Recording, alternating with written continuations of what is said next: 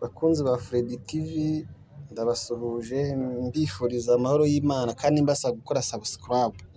Twanyarukiye Nyabugogo ahari kubera igikorwa cyo gupakira amakarito yuzuyemo ibyuma byangije abanyarwanda n'abaturarwanda muri rusange. Aha mureba rero ni mu mashyirahamwe, niho hantu navuga ngo haba ibintu bijyanye n'ibyuma ku rwego ruhambaye kandi byinshi cyane.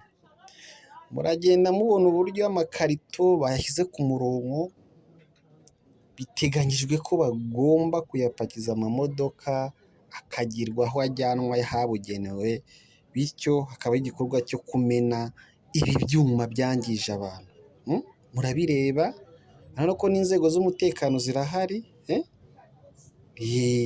muri kubibona uburyo ibi byuma nyine nuko nyine dosiye yabyo yageze.